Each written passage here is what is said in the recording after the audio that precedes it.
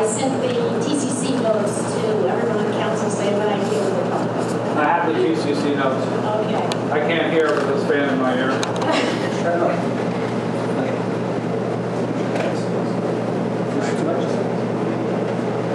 Yeah, maybe that's it. Good evening. My name's Samuel DeAngelis of the law firm of Charlon, DeAngelis in Madison. We represent Alan Andreas. This is Mr. Andreas here. The reason we asked to speak to you this evening is because Mr. Andreas is the owner of property located at 43 and 45 Lathrop Avenue in Madison. It's up in the Orchard section. It's residential lots. And we made an application to the planning board for the subdivision of those lots with some attendant variances. We went to a TCC meeting about a week ago, and it was recommended then by board professionals, including the planner, that we speak to our planner and see if it might not be better to rezone those two lots from the R3 to the R4, which is immediately adjacent to those lots. We realized that the procedure is we have to go to the planning board and get their recommendation, as I understand it. Then, if they recommend that that line be changed, it would come before the council. You would pass the zone change, move the lot line over, and then we would return to the planning board for the final subdivision approval, and we'd still need a couple of minor variances. Really, the reason Mr. Andreas asked that we come here this evening was to explain some of that to the council, and for us to go, instead of the 3-lot subdivision we have now, to go for the zone change. That requires another couple of steps. We're coming here informally and going to the planning board, back to you, then back to the planning board, and that's kind of expensive for him. And he wanted to just see if that was something that was in the realm of possibility to have that zone line changed and move it over a couple of lots. They're all 50-foot lots up there in the Orchard in that section. And the zone line sort of changes. You have that plan? The zone line bifurcates the 3 lots we have. It might be. And he wants to just move that zone line over to encompass our 2 lots. Now there's another lot adjacent to us that's a 50-foot lot that would make sense also to be changed from the R3 to R4. We, of course, can't force that on that property owner, so Mr. Andreas is in the process of speaking to that property owner and seeing if he would also consent to the zone line being moved over so that the zone changed from R3 to R4. I think Alan's just passing you out a little blow-up of the proposed subdivision map. And the real reason, we hadn't set out to do this, to tell you the truth. We had set out to just do our subdivision. But then when the town planner told us, look, it might be better to do this, run it by your planner, we ran it by our planner, and our planner said it makes a lot more sense, since they're 50-foot lots, to just move the zone line over.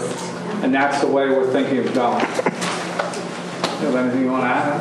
Yeah, if I could, one of the reasons that that I'm here tonight is, for me, and I know that this isn't the council's problem, but time is of the essence for me, because the mortgage comes due on a set of properties where we had, at the time, believed were 3 lots.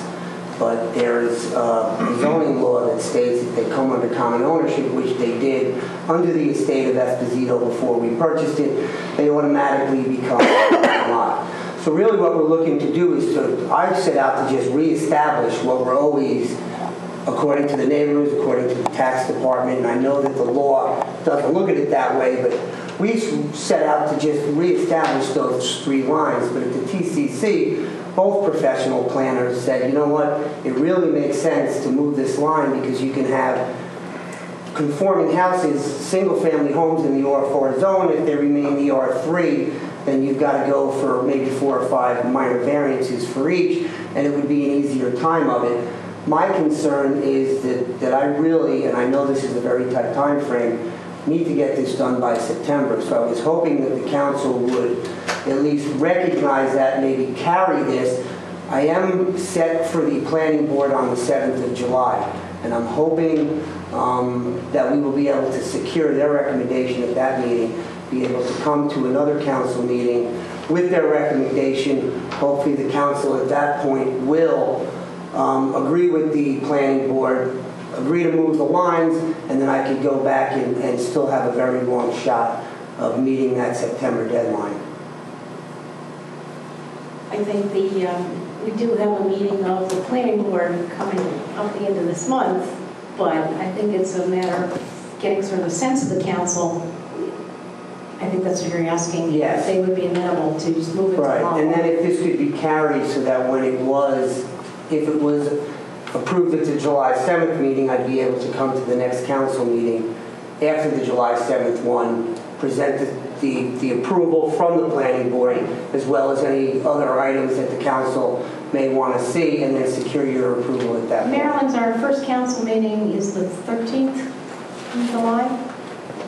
That should work out time-wise. Let's see, July 13 and then July 27. Keeping in mind, you have to do a zoning ordinance. Right. Normally, Correct. we let that go before we have an introduction at the council and then a hearing, normally skipping one meeting unless you wanted to do it sooner. Well, it's not necessarily to skip the meeting, but it's that the planning board has to meet in between. Yes. That's the essential Yes. part.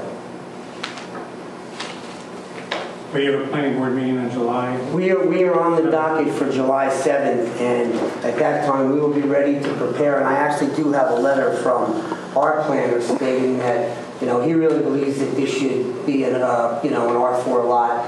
He's basically cited some testimony from the town planner who said that this also should be an R4 lot. So I'm hoping that with his report and his testimony on the 7th that they will secure their approval or recommendation to the council to slide that line 100 feet.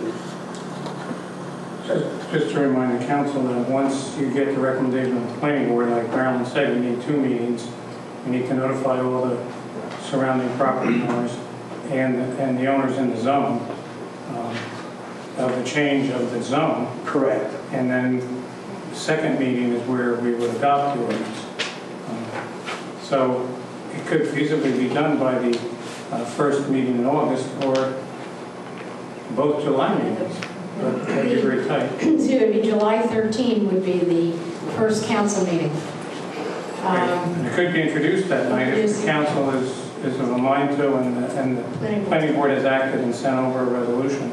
And then we'd have to go back to the planning board, Then we have to go back to the planning board. which would be 13, At the end of the month. 28. So We'd have to miss the meeting for it to come back So to it'd be us. the first, theoretically, if everything went smoothly, then it would be the first meeting in August where Correct. we would adopt. Correct.